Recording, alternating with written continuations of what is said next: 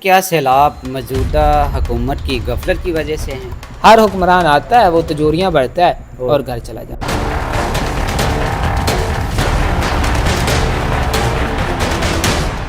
سب سے زیادہ سخت حساب جو لیا جائے گا وہ حکمرانوں سے لیا جائے گا یا پھر عوام سے؟ سوال اتنا مشکل ہے کہ اس کا جواب یہ کسی بھی حکمران کے لیے یہ آسان نہیں۔ غریب دیہاتوں کی طرف پانی کا رخ کر دیا جاتا ہے، چھوڑ دیا جاتا ہے۔ امیر لوگوں کو بچانے کے لیے جو ہے نا وہ غریب لوگوں کو مارا جاتا ہے۔ سیلاب کی اس خوفناک صورتحال میں ہمیں کون سی دعا کرنی چاہیے اور اللہ کی طرف کیسے رجوع کرنا چاہیے؟ اللہم لا تقتلنا بغضبک۔ پاکستان کی بات کرتے ہیں کہ جو پاکستان کی صورتحال ہے یہ تو ایک المیہ ہے کہ جب سے پاکستان بنا ہے جو بھی حکومت پاکستان کی بنی ہے انہوں نے اپنے مفاد کا زیادہ سوچا ہے اور عوام کا جو ہے نا وہ نہیں سوچا۔ عوام کو جو ہے نا وہ ایسے سمجھتے ہیں کہ جیسے بھیڑ بکریاں ہیں۔ اب دیکھیں جتنے بھی حکمران آئے ہیں، جتنی بھی حکومتیں ہم نے اپنی زندگی میں دیکھی ہیں، عوام کو تو ایسے سمجھتے ہیں کہ یہ ہمارے غلام ہیں، یہ ہمارے خادم ہیں، ہمارے نوکر ہیں اور ہمارے جو ہے نا یہ بھیڑ بکریاں ہیں، اور ان کے اوپر وہ اس طرح حکمرانی کرتے ہیں جیسے جو ہے نا وہ ایک چرواہا اپنی بھیڑوں کے اوپر جو ہے نا حکمرانی کرتا ہے اور ان کو جس طرح چاہتا ہے وہ جو ہے وہ ہانکتا ہے اور چلاتا ہے۔ ہمارے حکمران بھی ہمارے عوام کو اسی طرح چلاتے ہیں۔ تو جو ہے نا حکمران اگر اس طرح کا ہو جو جس کے اندر خیرخواہی ہو، اور سیدنا عمر فاروق رضی اللہ تعالیٰ عنہ جیسا حکمران ہو، سیدنا ابوبکر صدیق رضی اللہ تعالیٰ عنہ جیسا حکمران ہو، حضرت عثمان غنی رضی اللہ تعالیٰ عنہ، حضرت علی المرتضیٰ رضی اللہ تعالیٰ عنہ، ان جیسا اگر کوئی حکمران ہو اور وہ عوام کا خیرخواہ ہو، اس کے اندر اللہ رب العزت کا ڈر اور خوف ہو، تو اگر پاکستان کو اس طرح کا کوئی ایک حکمران بھی میسر آ جاتا تو پاکستان بہت آگے نکل جاتا اور پاکستان بہت ترقی کرتا۔ اب دیکھیں پاکستان کے اندر جو ہے نا سارا سال جو ہے نا پانی کی کمی رہتی ہے، ذمہ دار پانی سے ترس جاتا ہے، جانور جو ہے نا وہ پانی کی قلت کی وجہ سے ہلاک ہو جاتے ہیں، اور جب کبھی اس طرح کی صورتحال ہوتی ہے کہ بارشوں کی کثرت ہو جاتی ہے یا کسی جگہ پہ جو ہے نا وہ سیلاب کی صورت آ جاتی ہے تو اس کو ہم سنبھال نہیں پاتے۔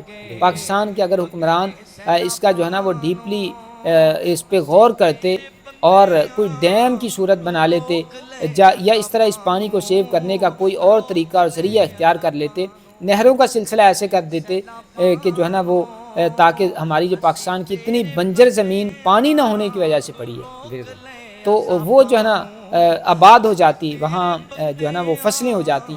تو اگر کوئی بھی حکمران اس طرح کا سوچ لیتا تو میرے خیال کے مطابق اس سیلاب کی جو ہے نا وہ تباہ کاریوں سے ہم بچ سکتے تھے، لیکن کسی بھی حکمران نے اس طرف توجہ نہیں دی، اور ہر حکمران آتا ہے وہ تجوریاں بڑھتا ہے اور گھر چلا جاتا ہے۔ امیر لوگوں کے گھروں کو بچانے کے لیے غریب دیہاتوں کی طرف پانی کا رخ کر دیا جاتا ہے، چھوڑ دیا جاتا ہے۔ دیکھیں جس طرح آپ کا سوال ہے کہ امیر لوگوں کو بچانے کے لیے جو ہے نا وہ غریب لوگوں کو مارا جاتا ہے، اگر کوئی اس طرح کی سوچ رکھتا ہے یا اس طرح کا معاملہ کرتا ہے تو یہ تو لازماً ایک ناانصافی ہے اور غلط بات ہے۔ ہاں اس طرح ہو سکتا ہے کہ بعض علاقے اہم ہیں، ان میں جو ہے نا وہ سرکاری عمارتیں اہم ہیں یا وہ وہاں کی زمینیں اہم ہیں، اور بعض دیگر علاقے جو ہے نا وہ ان علاقوں کی نسبت غیر اہم ہیں۔ تو حکومت اس طرح کا اقدام اگر کرتی ہے کہ جو ہے نا وہ زیادہ قیمتی علاقوں کو بچا لیتی ہے اور جو کم قیمتی علاقے ہیں ان کو جو ہے نا وہ سیلاب کی نظر کر دیتی ہے، تو میرے خیال کے مطابق اس طرح کا اقدام جو ہے نا وہ کرنا ضروری ہوتا ہے۔ اگر اس طرح کا اقدام نہ کیا جائے تو پھر نقصان جو ہے نا وہ اور بڑھ جاتا ہے۔ سیلاب کی اس خوفناک صورتحال میں ہمیں کون سی دعا کرنی چاہیے اور اللہ کی طرف کیسے رجوع کرنا چاہیے؟ قرآن مجید نے اس طرح کی بہت ساری دعائیں جو ہے نا وہ ذکر فرمائی ہیں جن میں اللہ کی طرف رجوع ہے اور توبہ ہے، جس طرح ربنا لا تؤاخذنا ان نسینا او اخطأنا ربنا ولا تحمل علینا اسرا کما حملتہ علی الذین من قبلنا ربنا ولا تحملنا ما لا طاقۃ لنا به واعف عنا واغفر لنا وارحمنا انت مولانا فانصرنا علی القوم الکافرین۔ یہ دعا ہمیں جی بالکل یہ سورہ بقرہ کی جو ہے نا وہ آخری آیت، یہ ہمیں دعا پڑھنی چاہیے۔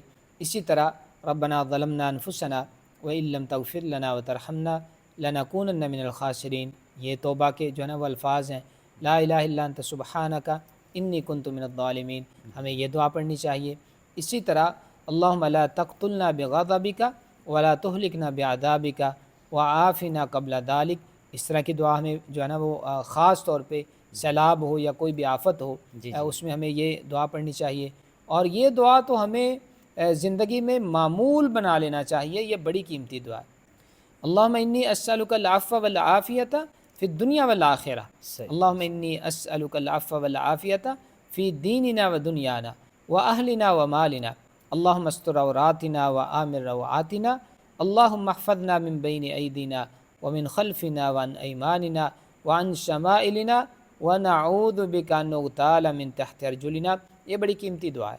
یہ ہر انسان کو صبح و شام پڑھنی چاہیے، اور خاص طور پہ جب کوئی آفت کا جو ہے نا وہ مسئلہ ہو تو یہ دعا بڑی ہی اہم ہے. اگر آپ اس کے الفاظ پہ اور اس کے ترجمے پہ غور کریں تو یہ بڑی قیمتی دعا ہے.